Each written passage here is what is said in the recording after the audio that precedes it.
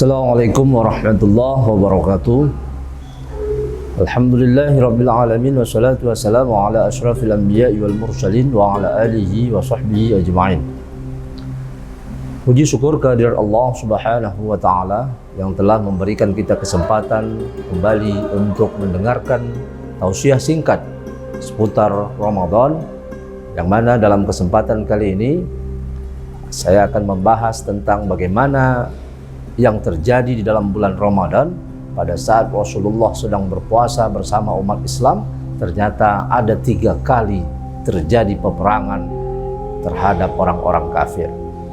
Hadirin jemaah suarapakar.com yang dirahmati Allah, di tahun kedua Hijriah terjadi perang Badar Al-Kubra.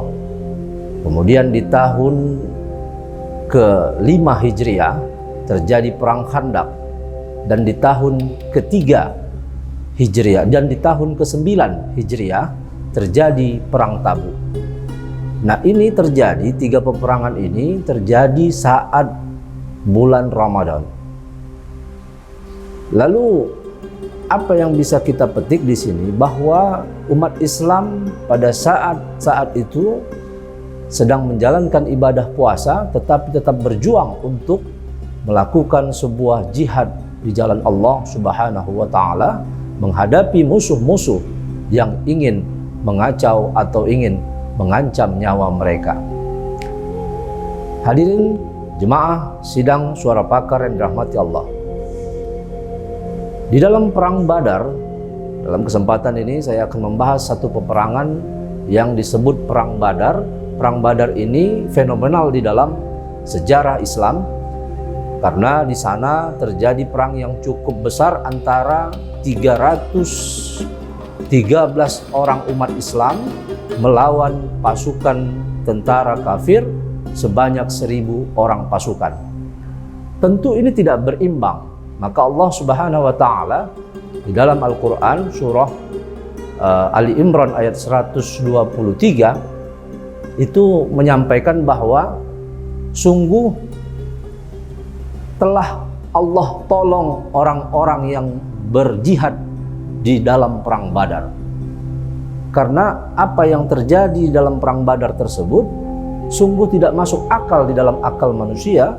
313 orang melawan 1000 orang pasukan kafir yang bersenjatakan lengkap pada saat itu. Nah, sejarah perang Badar ini terjadinya di satu lokasi yang ada sumur antara Mekah dan Madinah. Sumur ini dibangun oleh seorang yang bernama Badar ibnu An-Narain, yang pada saat itu memang terkenal dia suka membangun sumur. Nah, sumur yang dia bangun itulah sekarang juga terkenal dan sekarang juga ada masih di antara Mekah dan Madinah. Disitulah pernah terjadi satu peperangan besar yang disebut seperti tadi adalah perang Badar. Maka ketika terjadi perang tersebut, Rasulullah SAW hanya memberikan kesempatan kepada umat Islam waktu itu untuk benar-benar mati syahid di jalan Allah. Tetapi Allah berkata lain, bahwa pasukan umat Islam yang berjumlah 313 orang itu ternyata berhasil mengalahkan pasukan 1000 orang pasukan kafir yang datang dari Mekah. Lalu apa yang menjadi penyebab terjadinya perang Badar? Jadi dalam sejarah Islam sebelum hijrah ke Madinah, ternyata umat Islam mengalami kekejaman dan penindasan dari orang-orang kafir Quraisy Mekah, sehingga ketidaknyamanan pun terjadi, sehingga keputusan untuk melakukan hijrah dari Mekah ke Madinah, meninggalkan semua harta-harta yang ada di Mekah lebih dari 1 tahun lamanya. Dan yang terjadi, informasi yang didapat oleh umat Islam yang sudah hijrah di Madinah, harta-harta mereka ternyata sedikit demi sedikit diambil oleh orang kafir Quraisy dan dijual ke negeri Syam. Nah, itulah yang membuat orang-orang Islam di Madinah merasa ini sesuatu yang harus dilakukan perlawanan atas hak-hak mereka yang mereka tinggalkan di tanah air mereka.